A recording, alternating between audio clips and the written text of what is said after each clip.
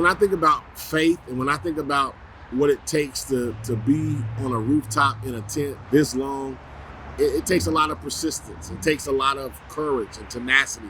Hey, Chicago Pastor Corey Brooks is ending his nearly year-long rooftop campaign. Pastor Brooks has lived in these tents that you see right here since November of 2021. I see a lot of people look at these young guys and they see criminals and they see individuals who may not deserve another chance. But when I look at them, I see how far they've come.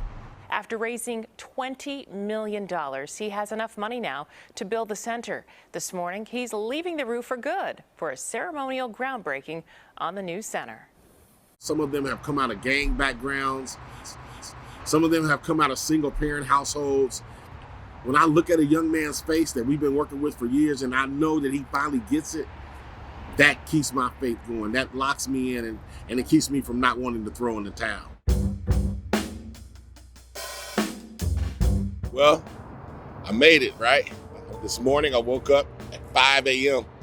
to tell you thank you, to tell you how much I appreciate you, to tell you how much what you've helped us to accomplish here on the south side of Chicago. You did not have to believe in what we're attempting to do to build this center and change some lives, but you did.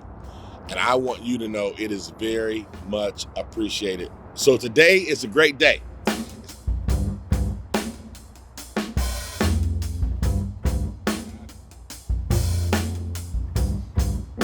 I think we are crazy. If you're crazy for a good cause, if you're crazy to change lives, if you're crazy to change a neighborhood, we were excited about doing something for our 10-year anniversary, and we just came up with this idea to replicate exactly what happened 10 years ago. There was this motel across the street from our church that was full of all kind of illegal activity. And so I went to talk to the owner about buying it, and I never will forget what he said to me. There's a church over there, there's a church over here, and he said, what makes you any different that you're going to be able to do something about what's going on? I took that personal. I ended up eventually going on top of the roof of that motel and staying there for 94 days, refusing to come down. After the recent shooting of a teenage boy, the pastor decided to take a stand. You know, to see a young 16-year-old boy with his mouth open, his eyes still open, and his body in a white bag zipped up to his neck. We were able to purchase it and tear it down, and instantly prostitution went down, drug dealing went down, murders went down. It's time to celebrate phase one, but after this weekend, Monday, we get back on the grind and we start all over again, starting phase two to build the most magnificent building you've ever seen on the south side of Chicago.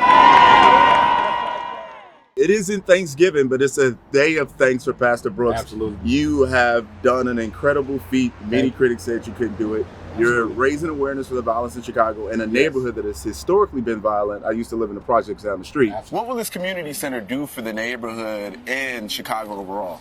When you talk about transformation and you talk about trying to get rid of violence, trying to get rid of poverty, this community center is going to be at the center of making things different, helping people to transform their lives.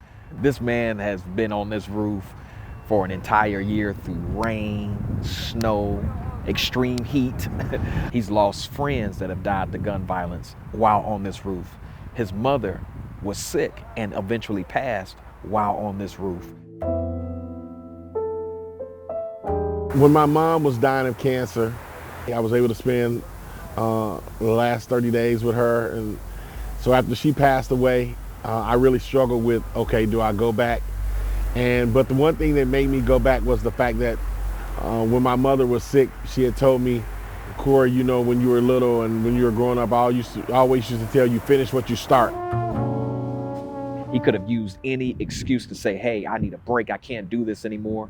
But because of his love and concern for this neighborhood and for this community, he stayed there to finish the job.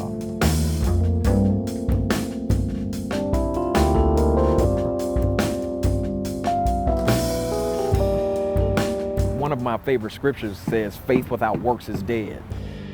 A lot of times when we talk about faith, we think of faith in terms of success. But the real key is, can you have faith even in failure, when things aren't going your way, when things don't materialize? It's taken him 10 years to get to where we are today. And faith requires you to see what the normal eye cannot see. Even though my community is in a place of dire straits, I can see young men trading in a gun, an illegal gun, for a hammer. I can see a young lady opening their business, even though there's extreme poverty around. Faith requires me to see that it is literally turning the invisible into the visible.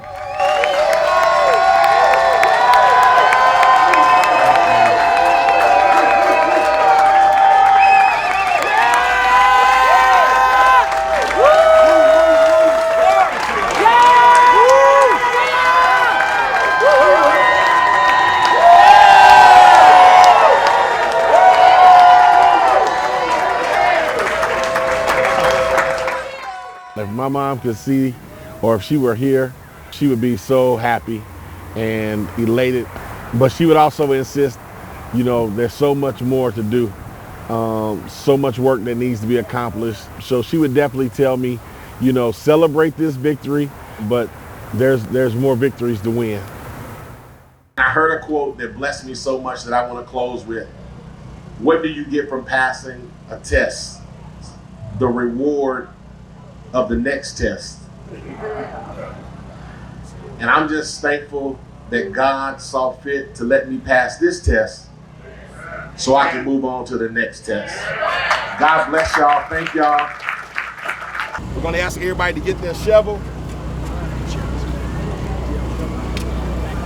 And on the count of 3, this is our official groundbreaking ceremony when our shovels go on the ground. 1, 2, 3.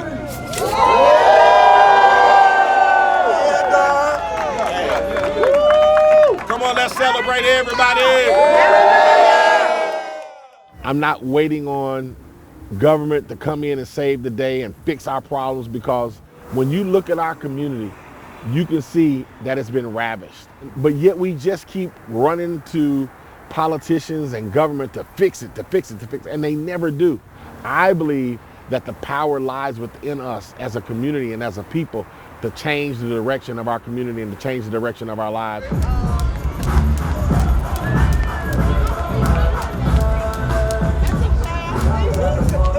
If the American dream is not possible, then we're all hopeless. It's all for nothing. That if it's not possible and it's not achievable, then we're just living a fantasy world. And I don't believe I'm living in a fantasy world.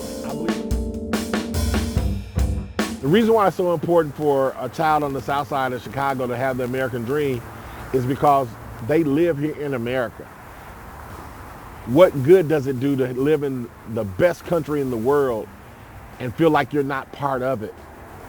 So we need these children, we need these young people to have the American dream, to believe that it's achievable, to believe that it's possible. Because if not, we'll see communities that are deprived of life and joy, and we'll see communities that are full of violence and sadness, and we don't want that. And the only way to change it is we have to get young people from our community to buy into the fact that the American dream is possible, not just for a few individuals, but it's possible for every individual, regardless of your walk of life and your circumstances and where you're from.